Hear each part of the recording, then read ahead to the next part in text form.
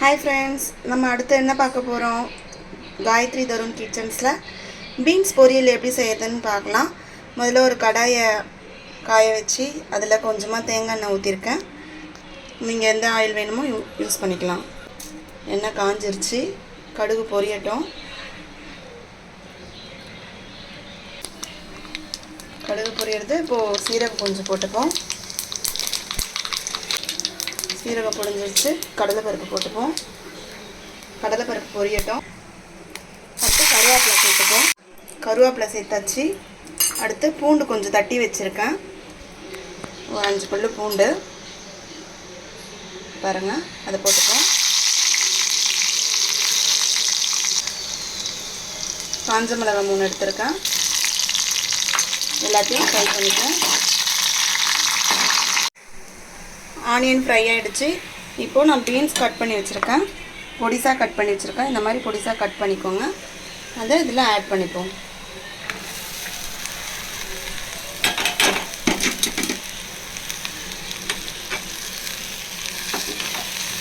இந்த மாதிரி ஃப்ரை பண்ணிக்கோங்க.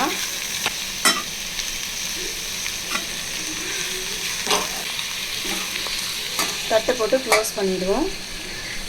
காய் வேகட்டும். காய் பார்த்திங்கன்னா இப்போ நல்லா குக் ஆகிடுச்சு பாருங்கள். ஒரு 10 மினிட்ஸ் நான் வந்து ஸ்லோ ஃப்ளேம்லேயே வச்சுருந்தேன் மூடி போட்டு. அப்பப்போ நம்ம கிளறி விட்டுக்கணும், இல்லைனா அடி பிடிச்சிரும். காய் வெந்துருச்சு. இந்த ஸ்டேஜில் நம்ம என்ன பண்ண போகிறோன்னா தேங்காய் துருவல் சேர்க்க போகிறோம். தேங்காய் சேர்க்காமே இது நல்லாயிருக்கும். உங்களுக்கு வேணும்னா தேங்காய் கொஞ்சமாக நான் துருவிருக்கேன், அதை நான் ஆட் பண்ணிக்கிறேன். லைட்டாக போட்டு இதோட ஃப்ரை பண்ணோம். பார்க்குறதுக்கு எவ்வளோ அழகாக இருக்குது பாருங்கள். நம்ம பீன்ஸ்லாம் நம்ம உடம்புக்கு ரொம்ப நல்லது. ஏன்னா பார்த்திங்கன்னா க்ரீன் வெஜிடபிள்ஸ், கீரை, பீன்ஸு, பாவக்காய், இந்த மாதிரி க்ரீன் வெஜிடபிள்ஸ் நம்ம அடிக்கடி சேர்த்துக்கணும். அது நல்லா விட்டமின்ஸ் இருக்குது. இது பீன்ஸ்லாம் ரொம்ப நல்லது ஹெல்த்துக்கு. தேங்காய் லைட்டாக ஃப்ரை பண்ணிக்கோங்க. பாருங்கள், பொரியல் ரெடி ஆகிடுச்சு. வியூவர்ஸ், நீங்களும் அந்த மாதிரி ட்ரை பண்ணுங்கள். லைக் பண்ணுங்கள், சப்ஸ்கிரைப் பண்ணுங்கள். Thank you.